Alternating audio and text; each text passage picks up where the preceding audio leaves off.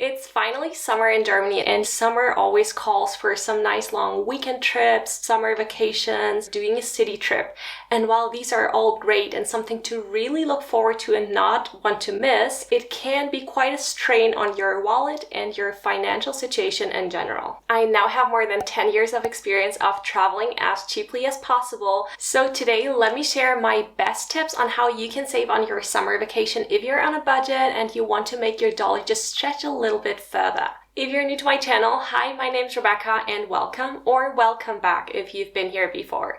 Let's start with the most expensive categories that are usually your flights, your accommodation, your food, and other transportation. Let's start with flights because they tend to be the most expensive thing about the trip. So it's a no-brainer that you want to compare your flights. So use a flight comparison website. I think everybody knows these nowadays. I love to use Kayak. It's not sponsored. I just use them for every trip because I think they have the cheapest rates, but there are other websites. Just choose your pick and make sure to compare the prices. If you're traveling with a low-cost airline like Ryanair, Southwest, EasyJet, AirAsia, these kind of airlines, then you want to make sure to buy the ticket as early as possible. Trust me, I have studied airline pricing models in college, and for those low-cost airlines, they sell the cheapest tickets first, and the closer the date of the travel gets, the more expensive the ticket. So if you know you're taking one of these budget airlines, then make sure to buy the ticket as early as possible to save money. It's not going to get less expensive the longer you wait.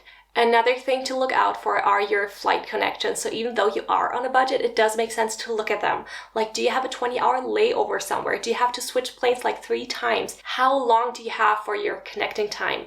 Anything under 1 hour is extremely unlikely to make in most cases, especially if you have to go through customs. So only choose that flight if you are willing and okay with missing that flight and being put on the next flight. Other than that, it might be worth a couple of dollars more to not have a 20-hour layover somewhere, especially if you can't even get out of the airport. So check for visa and entry regulations, how it is. Just take a look at these connections and see if there's maybe a flight for like $5 more or 10 or 20 that does not have this extremely weird connection. My last tip for flights actually could be saving you the most money of all of these tips, and that is if you are flexible on where you're going. So why not look for great deals in general and let those decide? There is the option with Kayak, and I think also with Google Flights, that you can go on the Explore page. You put in where you're flying out from, for example, let's say Chicago, and then you put the travel dates, and you can see how much it costs to each destination. So you could see what is on sale right now or what is a good deal. I personally think this tool is the best invention ever, and you should definitely check it out if you haven't seen it yet. And again, this is not sponsored. This is just something that I genuinely love and use. Let's move on to the next category, and that is accommodation. My go-tos are usually hostels or Airbnbs when I'm traveling on a budget. Hostels are usually the cheapest, and granted, they're probably not the most relaxing way of staying somewhere because you're sharing your room with several other people that come and go at different times of the day and sometimes even night. I still think they're a great idea to save money, especially if A, you don't mind these things, and B, you're a good sleeper and you don't plan to spend a lot of time in the accommodation anyways, and you're just out exploring. That's just for sleeping. That's how it is for me, at least. I usually don't want to spend too much money on my accommodation because I know I'll only be sleeping there. I will be out all day exploring and wandering the city or relaxing at the beach all day.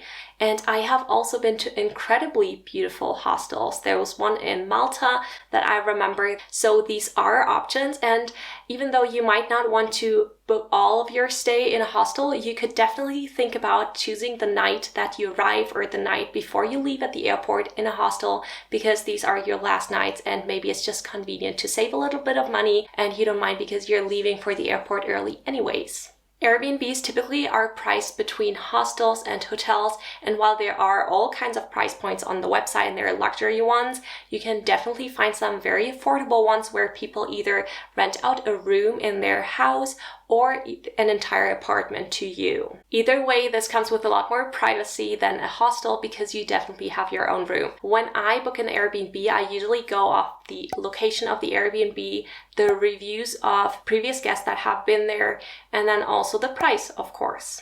Another big one to save for accommodation is, and I hate to say that, is to travel with somebody.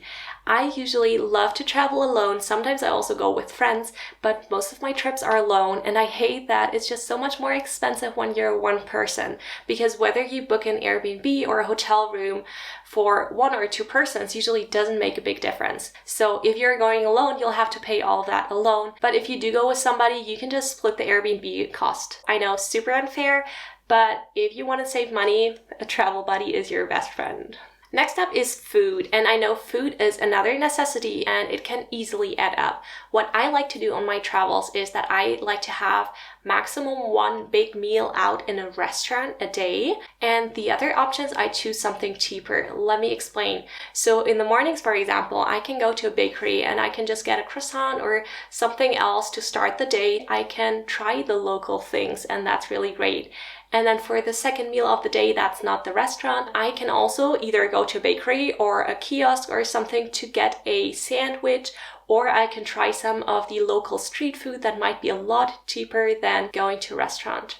Supermarkets. If you really want to save money, you go to a supermarket, you get groceries, and you cook your own meal in the Airbnb or the hostel. Or you can also get cereals for breakfast and save on the breakfast part. This is also a great way to see just how a supermarket is like in that country. Like, what kind of things do they sell that they don't have in your country? Maybe you want to try some new snacks. And I mean, when in France, for example, you have to get a baguette and some cheese at some point at least, don't you? So even though you might not want to cook every day, you can at least try to plan like 1 or 2 meals around that and save a lot of money going to the supermarket and getting the groceries instead of eating out that day. Bring a reusable water bottle. This will be extremely helpful starting at the airport because you can just fill it up after security. You don't have to get expensive water at the airport. You have your water throughout the flight, and then you can just fill it up with tap water before you leave the house at your Airbnb, for example. This will save you a lot of money on just drinks along the way.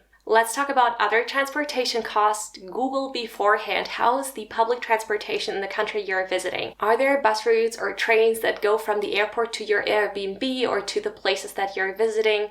Use Google Maps beforehand, Google, and take the public transportation mode and then see whether there are options. In Europe, it's usually the cheapest alternative to just use public transport, so you will just need your flight and then use the buses and trains when you're there. I remember 2 years ago, we went to Croatia, and even though we didn't speak the language, we did everything with public transport. It was super easy to take the bus from the airport to the city.